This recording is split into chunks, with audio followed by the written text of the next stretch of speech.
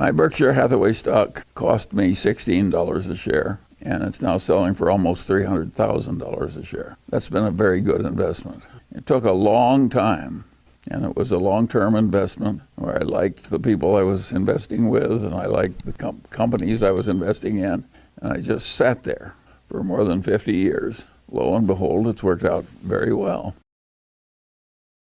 The world is full of foolish gamblers, and they will not do as well as the patient investors. If you invest the way people gamble in casinos, you're not going to do very well. It's the long-term investment that works best. But if you like the action of investing, sometimes winning, sometimes losing, just like people like the action when they gamble in a casino, those people are not my people. I like the long-term investors who figure out something that's going to work over the long term and buy that. The sooner the Chinese people gamble less and invest patiently for the long term more, the sooner they will do better. And we don't give a damn about all these gamblers in the market. It's a foolish way to spend your time if you want to get rich. The Chinese who've gotten rich in Hong Kong over the last 50 years are not the short-term traders and the gamblers. It has been the long-term investors who sought out good long-term investments and stubbornly held them for long periods of time. You don't need to own a lot of different things to get rich. Basically, the Mungers have three stocks. We've got Berkshire, we've got Costco, and we have an investment in Lilu's partnership. Three things.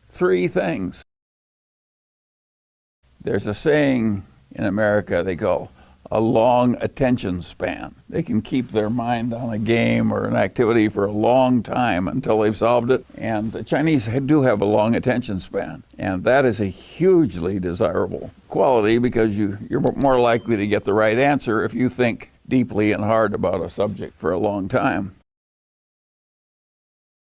A lot of people think there is such a thing as truth in the markets, that the market is going to tell you something just by bouncing around. That is not the way Berkshire Hathaway or Charlie Munger invests money.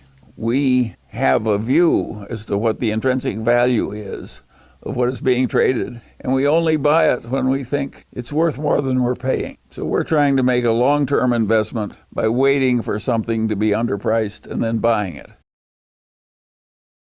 The New York Times just interviewed and they asked me, why are these people in China so interested in Berkshire Hathaway and Charlie Munger? Partly the book did it, but why do the Chinese like that book? I think the answer is that it sounds Confucian. China has a deep Confucian ethos. They want people to act modestly even though they're rich and powerful. They want people to constantly keep learning and to behave with dignity and reason and improve as they get old and keep working. Those lessons are not confined to one country. But it just happens that Warren Buffett and I act like a bunch of people that take Confucianism very seriously. That's why they like us. People, they know I like books. So people give me so many books that I either skim or read through 20 books a week. No, I get lots of books. I read a lot of biography and some history. I read almost no fiction.